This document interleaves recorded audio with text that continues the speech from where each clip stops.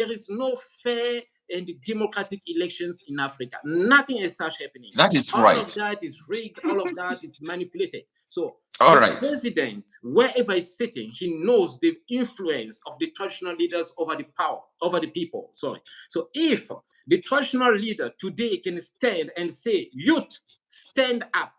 I'm talking about the youth is sharing the same values with. They will stand up no matter what. But the moment they don't do that, because they are abiding the law, they want to respect the republic, provided that they give them those benefits, they give them cars, they give them, they give them benefits, whether you like it or not. Those traditional leaders, the government give them something. Why? It is the way to shut them out. It's the way to bribe them, I can say. It's the way to keep them quiet while me, the president, I'm leading. But who gave them that? Who gave them that way of giving benefits to the traditional leaders? I don't think that it came from the president. It doesn't come from the black president, because that black president himself is not the founder of the presidency. So it came from the West. Like, you have to give some to the traditional leaders to cool them down, to keep them quiet. Meanwhile, we are following our own agenda. That is the purpose right there. Because if the traditional leaders start revolting, then there will be much trouble, because the power over our land, it's not in the presidency.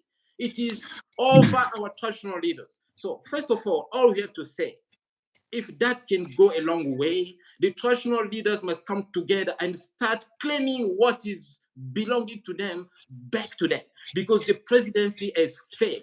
We have enough evidence. We have enough evidence. So if all traditional leaders can come together and start claiming their power of decisions back from the presidency, that will shake the country.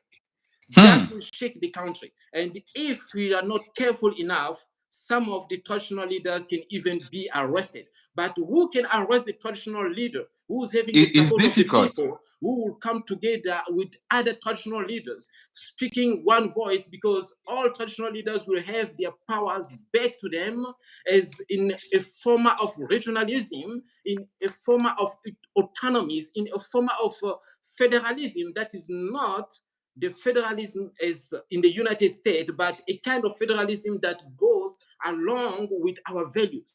You see? So traditional leaders must come together and claim what belongs to them from the presidency, provided that we have enough evidence that the presidency has failed. The moment they will do that, they will have the support of their people. The traditional leaders from the north will have the support of the people from the north. Those from the southwest, they will have all the support. The presidency will be left out. The presidency will be left out, whether we like it or not, because that will be a fight for Wow. the right cause. The Another second way, question. the second way to Okay. go with that, Okay. the second way to go with that, in the case of Mali, Niger, whatsoever, there was a recent coup. Let's say that that president right there shouldn't call himself as the president, because the moment to do that, you are defending the legacy of the West. You are not defending the legacy of your forefathers as black people, because we didn't know what was the presidency ruling over the people we don't share the same values with. We didn't know that. Our forefathers have respect, knowing that if I'm from the north, I don't have power over a certain ruler who's from the south. But here you come as the president, you have power over everyone. So when you defend the presidency, you are defending the legacy of the West. So you are working practically against yourself.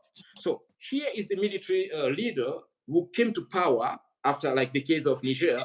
Let's say that leader decided to reform the country. Like, I am here as the president, but don't call me as a president. Call me as a reformer. We are going back to our old ways of leadership.